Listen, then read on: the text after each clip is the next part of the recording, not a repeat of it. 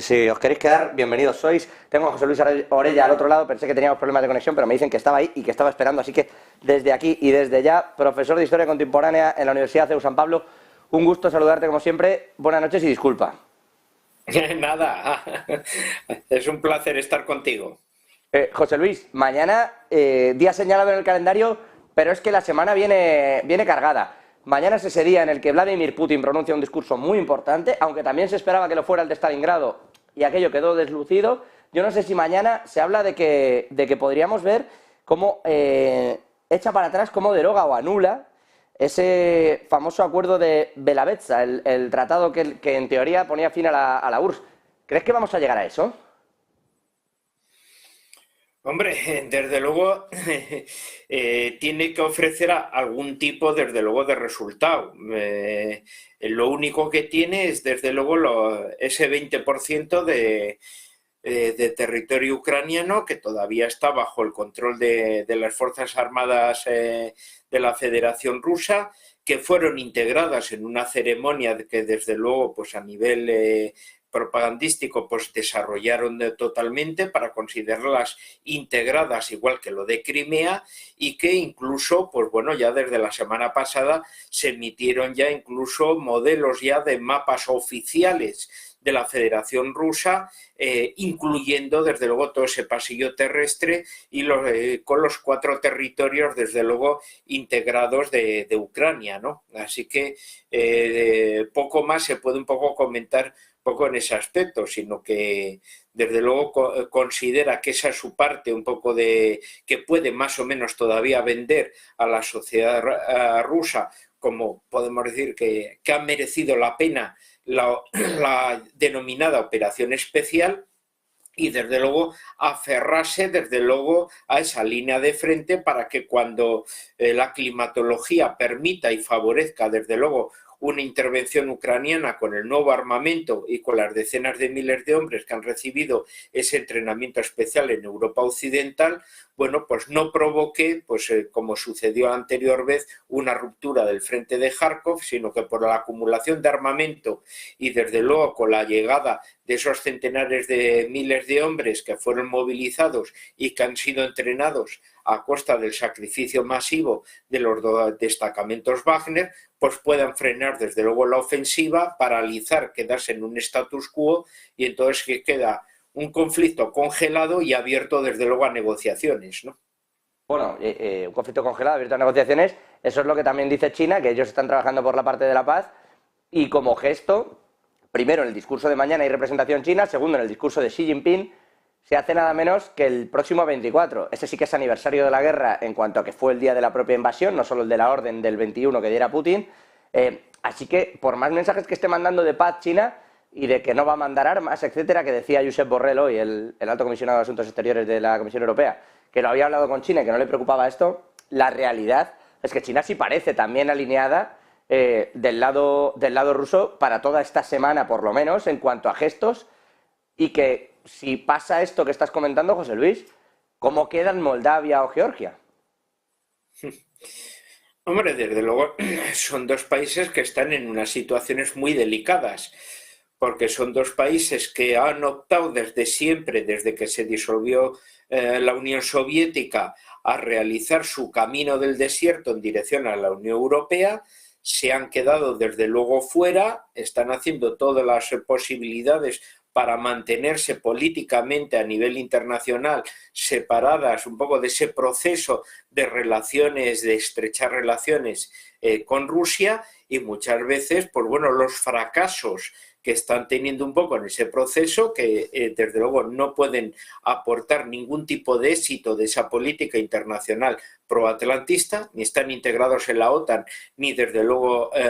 han conseguido entrar en la Unión Europea, aunque sí forman parte, podemos decir, de esas negociaciones, esos tratados bilaterales, reciben visitas de misiones de la Unión Europea. Desde luego la población de esos países, en muchos casos, en búsqueda de unos discursos de estado de bienestar, favorecen desde luego el que de repente pues bueno, puedan salir ejecutivos que muestran una neutralidad o una proclividad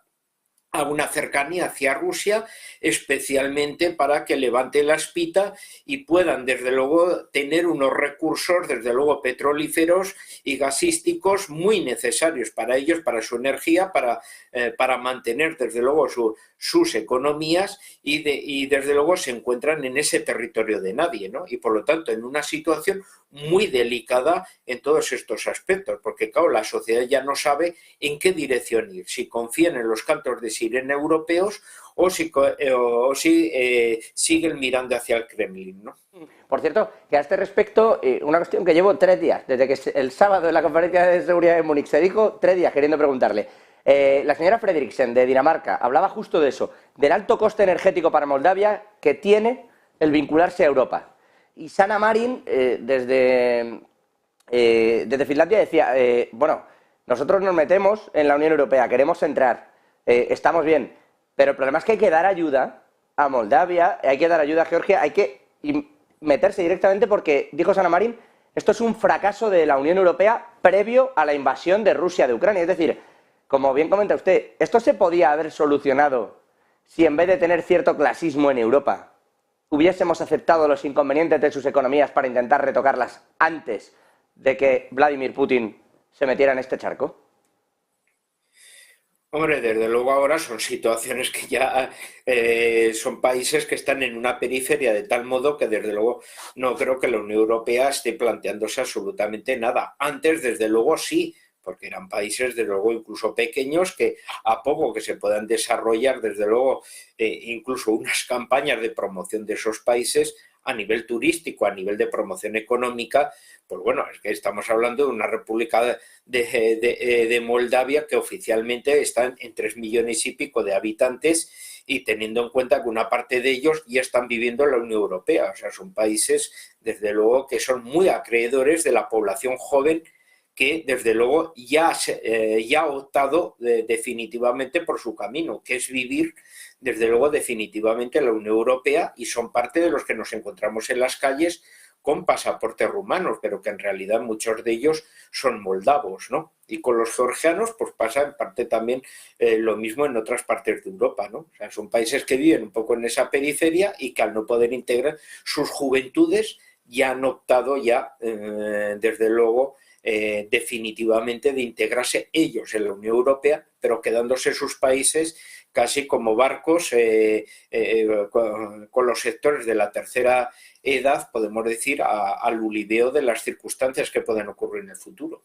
Sergio, José Luis, Sergio. Sí, muy rápido, buenas noches. Mi pregunta sería, ¿qué necesita Rusia para llegar a esa paz? ¿Qué tiene que negociar Europa? ¿Qué tiene que negociar Estados Unidos para llegar a una paz con Rusia? ¿Y qué nos estamos jugando y qué debería intercambiar? Hombre, Rusia claramente lo que quiere es el reconocimiento de esos territorios. O sea,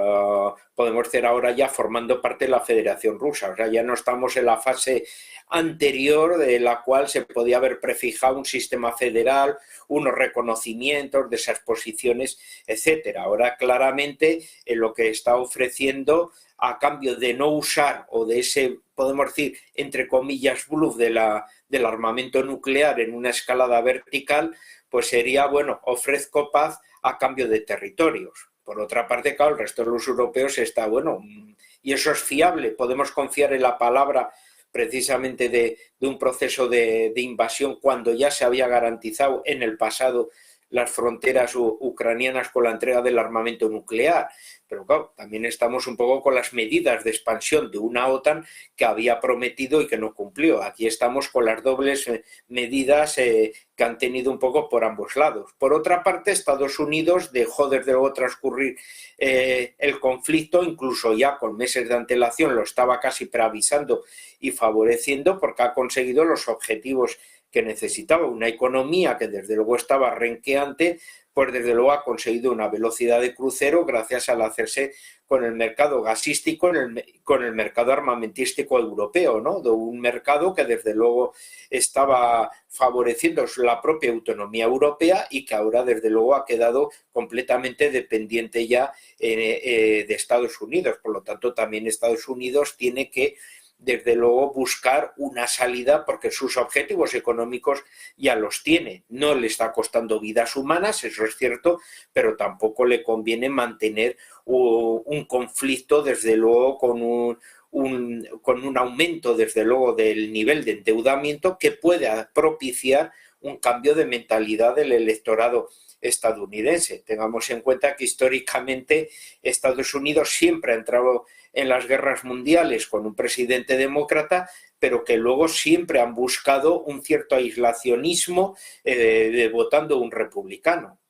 Wilson fue sustituido por Harding, Roosevelt murió en el mandato, pero Truman fue sustituido por Eisenhower. Biden pues puede igual retirarse y ser sustituido por alguien que prometa unos Estados Unidos que van a mirar hacia adentro y no tanto hacia afuera. Al señor Rumney, ¿no? Es el que se encarga de esto. José Luis. Yo solamente me gustaría reflexionar sobre el acervo comunitario, sobre las normas que son el marco jurídico donde los países que somos miembros de la Unión Europea nos movemos. Al margen de las críticas que húngaros, polacos o españoles recibimos de nuestros compañeros, porque no siempre hacemos las cosas como deberíamos hacerlas, pues la precipitación no es buena ni en el caso de Moldavia ni en el caso de Ucrania. Tanto Ucrania como Moldavia tienen que hacer muchas reformas en el ámbito jurídico, en el ámbito de las libertades, en el ámbito de los derechos de los ciudadanos y de las empresas para poderse incorporar a la Unión Europea. Entonces, es muy importante que esa hoja de ruta se mantenga, se pueda acelerar, pero yo tengo la sensación de que la guerra, la invasión de Rusia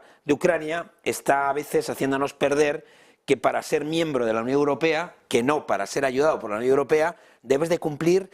unos parámetros que ni Ucrania ni Moldavia en la actualidad cumplen. Y eso es bueno para que la propia Unión Europea no implosione. Si nosotros incorporamos a la Unión Europea países que no respetan ese acervo comunitario, esas normas que nos hemos dado todos para hacer, eso será malo para la Unión Europea. Yo creo que se puede ayudar a estos países, pero ojo con las precipitaciones, porque la Unión Europea nació para lo que nació, aunque ahora estemos en una guerra aquí, ¿no? Entonces yo quería reflexionar sobre este tema.